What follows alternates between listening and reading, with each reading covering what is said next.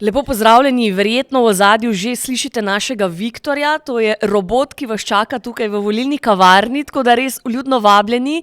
Zelo zanimiva izkušnja, smo na Miklošičevi ulici, pridite mimo, če se vam mudi na železniško postajo ali obratno, dajte se ustaviti. Miklošičeva ulica 34. Mi pa nadaljujemo z našimi pogovori, z mano je eden izmed najmlajših kandidatov na naši skupni listi, to je Nejc Jagodic, naravno z Gorenjske se je pripeljal. Koliko časa si potreboval, da si prišel do nas? Iz Škofje Loke danes ni neke gužve bilo pretirane, tako da je bilo dosti hiter, tam slabe pol urce še zmeraj. Celovška cesta, tako kot vsi vemo, je malo zabasana, tako da ni bil pa tak problem. Je bila ugodna pot, v glavnem ni bilo problematično, kot ponavadi, ko se ljudje kar pritožujejo, da imamo tale cestni križ in obvoznico zelo obremenjeno za prideti v sam center Ljubljane. Povej mi, kako se ti do zdaj zdi tale izkušnja z volilno kampanjo, to, da si kandidat, si čisto nov, fresh obraz, da uporabim ta modern izraz. Kako doživljaš vse te dneve v tej volilni kampanji? Bi rekel, da sem celo najmlajši kandidat, oziroma ne, ker sem najmlajši kandidat te naše skupne liste. Drugače pa ja, nisem pričakoval, da bo, bi rekel, toliko zanimiva kampanja, toliko, bi rekel, tudi utrujajoča po en stran, ampak se mi zdi, da tukaj je res ful enih pozitivnih stvari, tudi od tega terena, do tele kavarne tukaj, to sploh stik z ljudmi, to mi tudi osebno najbolj odgovarja. Prej sem slučajno zaznala, da si omenil, da te zelo animirajo oziroma zanimajo družabne igre. To zelo redko slišim od kakšnega posameznika, pa me zanima, zakaj? Zakaj se ti zdijo družabne igre pomembne za razvoj človekove osebnosti? Družabne igre same po sebi se mi zdijo zanimive lik z tega vidika, ker tukaj res mogoče človeka spoznaš tako malo bolj v globino. Imamo tukaj primer, človek ne jezi se, vsem poznana družabna igra, kjer tukaj se nek preizkuša ta, koliko si potrpežljiv oziroma koliko te z jezika te en poje. Po drugi strani so pa družabne igre res ful dobra priložnost, da se ljudje povežejo, sodelovanje se tukaj vidi. Res tak nek drugačen vidik tega, kako ljudje funkcioniramo.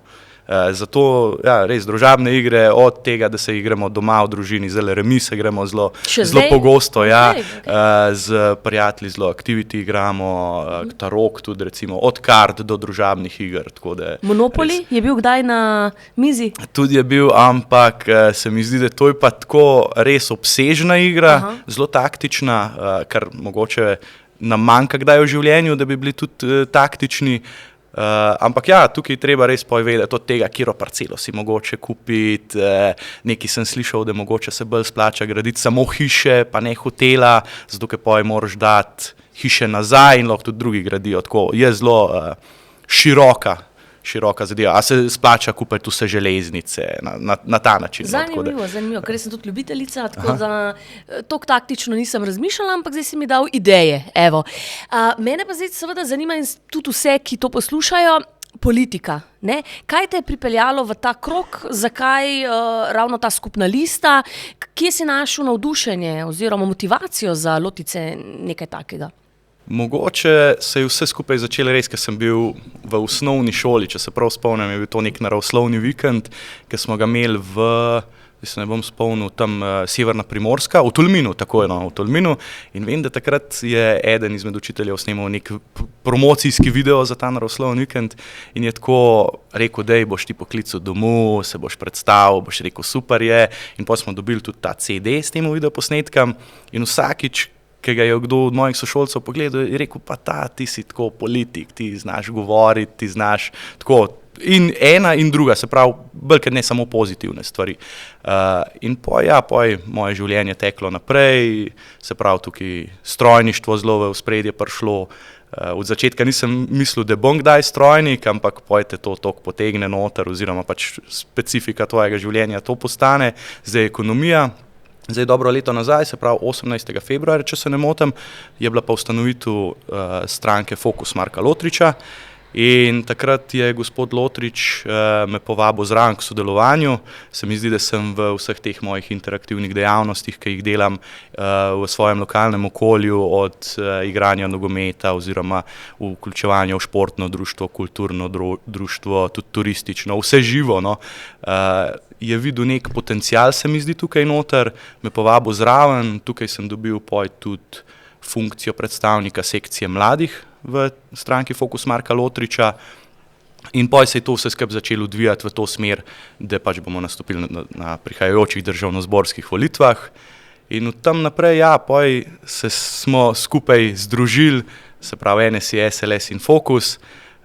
Zagotovo je bilo kakšen pomislek sem pa tja, ampak se mi zdi, da je lih ta povezovanje, tako kot ga že vsi omenjajo, tako kot vsi govorijo od njega, je res taka stvar, ki jo noben poj v resnici ne naredi, ampak prinese pa kar veliko pozitivnih učinkov tukaj. Tukaj se mi res zdi fajn, če izpostavim to, da smo si različni, a ne, vsak človek ima svoje ozadje, svoje prepričanja, ampak tukaj se mi zdi neka ista logika, neke iste vrednote, se mi zdi tako, da bi bili prijatelji že odprej, no. Ni tako neke delitve, kljub temu, da smo iz različnih strank in to me res veseli, no. Sem zelo zadovoljen, da se je to speljalo in res računam na 22. marca, da bo res ta zmaga nadnaravna mogoče, če je izraz primeren temu. No, zdaj pa moramo ravno te naše poslušalce in gledalce navdušiti, da te pridejo spremljati oziroma spoznati v živo. Kje točno kandidiraš, kako poteka tvoja volilna kampanja, se pravi, kakšne dogodke imaš v tem predelu občine, kam jih boš zdaj seveda navedel, kako se lotiš, kako pristopaš do ljudi in kje te lahko najdejo? Sam, tako kot smo že od začetka rekli, sem čisti novinec, tudi mogoče za izpostaviti, kandidiram v Kranju 1, ki pokriva Predoslje, Britov, Čirče, Kokarco in se pravi Kranj, Center, Primskovo in vodovodni stolp. Zelo, bi rekel, skoncentrirano območje, ampak res različni tipi ljudi spet. Naša volilna kampanja pa obsega, se pravi, stojnice, se pravi, da smo med ljudmi, udeleževanje na različnih dogodkih, zdajle res majčkeno čudno, ampak sem se, zato ker me res zanima situacija v Kranju, začel udeleževati tudi različnih dogodkov v sklopu Mestne občine Kranj in lih ta teden je bil dogodek, kjer so povabili občane, da pridejo pokomentirati predloge umestitve železniške proge iz Brnika do Kranja. In tukaj se mi res zdi fajn, da sem bil lahko del tega, slišal pripombe občanov in občank. In pač tako kot sem mogoče tudi na socialnem omrežju zapisal, se mi zdi, da ti odločevalci mogoče res, tudi če je bila prva razgrnitev tega plana, jemljajo malo tako preveč na easy. Se mi zdi, da v šolo, ko prideš, pa moraš predstaviti nek projekt, tudi če bo mogoče zavrnjen, še zmeraj prideš z nekmu smiselnim predlogom. Tukaj je bilo pa res na ta način zasnovan, da se bi uničili ful kmetijske površine, pa imamo spet hrup in res se mi zdi tako v šoli, pač bi dal jaz nezadostno oceno takemu predlogu. No. Tako da to je en del moje kampanje, ki jo delam, se pravi največ stika z ljudmi, opazovanje problematike v tem okolju, pa se pravi to, da vidim, kaj ljudje potrebujejo, ne samo pač državna raven, absolutno, glede na to, da poslanec je tukaj za državo, ampak tukaj se mi tudi zdi pomembno reči, da ljudje, ki te izvolijo, ki so te podprli na volitvah, da jim pač vrneš to, ne bi rekel lih uslugo nazaj, ampak oni so tisti, ki so ti dali, bi rekel, moč v narekovajih, da jih zastopaš, zagovarjaš in tukaj jaz pri sebi svojih vrednot, svojih pogledov res mislim, da bi to politiki mogli majčkrat bolj resno vzeti, pa odgovarjati mogoče tudi za to, kaj delajo oziroma a so vključeni sploh v tudi posledično lokalno okolje, ki jih je izbralo. Občine, katere ti pokrivaš kot kandidat, katera problematika je tam največja v teh občinah, kaj te občine potrebujejo in seveda, če rataš poslanec ali pa tudi kasneje na lokalnih volitvah, da ti uspe, kaj bi najprej zgradil, popravil, uredil? Zagotovo, tako kot sem že prej pri železniških progah omenil, tukaj se mi zdi, da se majčkeno res preveč delajo da ne norca s kmetijskih površin. Sami moramo vedeti, da Slovenija ima res nepredstavljivo veliko še teh površin, ampak te odločevalci oziroma tukaj mogoče župan, mestna občina, malo delajo s temi površinami, tudi če bi bile pozidane, jih pol lahko dobiš nazaj, kar pač je nerealno. A ne? In tukaj je sigurno to najprej treba, da zagotovimo, da kmetijska zemljišča ostanejo temu namenjena in čim bolj gledati v smer, da kar se posega v naravo, ni, bi rekel, preveč intenzivno, invazivno. Tako, ja. Drugače pa ja, tukaj na terenu sem slišal veliko problemov, sigurno pokojnine so ena stvar, kljub temu, da sem mlad, da je, bi rekel, mlajša generacija tista specifično, ki jo nagovarjam, se mi zdi, da tukaj za izpostaviti to, da pač starejši, kar so naredili v svojem življenju, kar so naredili tudi za državo, za nas mlade, ki imamo priložnosti zdaj, je jim treba to vračati nazaj. Imam tudi vse stare starše še, 1, 2, 3, no, žive in jaz jim prvošem, da imajo, bi rekel, spodoben pokoj, da pač lahko normalno živijo, ker veliko upokojencev ima res minimalne penzije in sem jih slišal, gospa iz Kranja mi rekla, da to ima lih toliko penzije, da pokrije vse položnice, pa če ima za 14 dni za jesti in to je to. In bi rekel, mogoče res tukaj v Ljubljani z pisarne gledati to ven, niti ne občutiš težav normalnih, malih ljudi v tem primeru in bi mogoče res tudi ostale v spodbudu, ki so zdaj še na funkciji, da grejo majčken med ljudi, pa majčken prisluhnejo, pa pogledajo tudi svet iz druge perspektive, ne samo iz okna v parlamentu. No. Še kaj drugega ti ljudje povejo, to me zanima, zdaj, ker je tak stik z ljudmi non-stop v tej volilni kampanji, veliko ljudi tudi pride po kakšen promocijski material in nastojnice in tako. Kaj še vse, bova rekla, pojambrajo? Zagotovo so tukaj plače, visoka obdavčitev. Sam recimo sem zelo prišel do nekega takega zdravega odgovora, mogoče kako bi rekel zdaj splošno, jaz in ti, ki greva v trgovino, mogoče gledava, da pač ne kupa najdražjih stvari, gleda pač price performance tukaj, se pravi, da kar kupiš ni najdražje iz principa, ne, ampak zato, ker pač veš, da šparaš. Ampak po drugi strani se mi pa zdi, da to nabijanje davkov v tem primeru je pa samo zato, ker je država požrešna, ampak po drugi strani, zakaj pa ne bi ta vitkost, ki jo pač v strojništvu tukaj zelo uporabljamo, prišla pri projektih, kot je recimo gradnja železnice. Zdaj drugi tir v primeru. Zakaj morajo zdaj biti neznansko veliki stroški dodatni, zato da se bo pred volitvami to pohitrilo, zato da bo projekt pred volitvami zaključen. Davki so pa pač iz naših žepov, iz žepov davkoplačevalcev, a ne. Ampak ljudje, ki pa s tem denarjem delajo, kot da bi bil zastonj, tako, kot da bi ga skozi oken malo vrgli. In to je tisto rekel, kar nas ljudi najbolj boli, no. Da z denarjem, ki sploh ni njihov, delajo tako ne pazljivo, če bi se tako reklo. Me pa še zanima spet v teh občinah, kjer kandidiraš, koliko mladih je še tam? Zagotovo mladi odhajajo.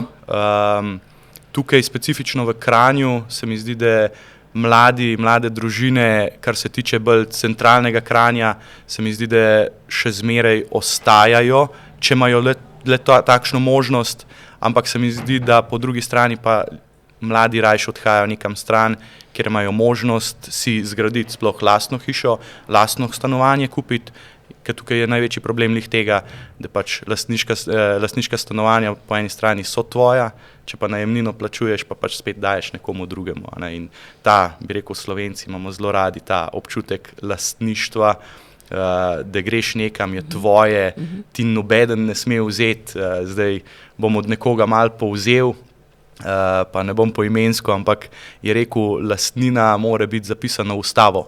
Zdaj mogoče veš, na koga ciljam in bi rekel, po eni strani se strinjam, pač to, kar si prigaral, to, kar si ustvaril, to mora biti sveto, bi se lahko po eni strani reklo, ker da ti eden pride pa začne krasti, recimo sploh krompir na nivo zdaj, ki je bil tudi primer v zadnjem letu, ki so ga še pretepali na nivi uboga kmeta, ne? On pa nič ne more nazaj narediti, po eni strani jaz bi mu dal po eni strani pravico, da se lahko upre nazaj, ne zdaj, da naredim nekakšno traparijo, ampak pač, če je tvoje, tukaj nima nobeden drug pravice. Dejansko je šlo že tako daleč, da se dogajajo kraje krompirja. Ja. Aha, no to je dati zamisliti, ne, mislim, to je huda. Veš, kaj me še zanima, Zdaj, glede na to, da si zelo mlad, 27 let, veliko stvari te zanima in tako, si opazil, da v Kranju, v mestnem središču, sobota zvečer vse zaprto, ghost town, lahko že rečemo. Kaj se je zgodilo?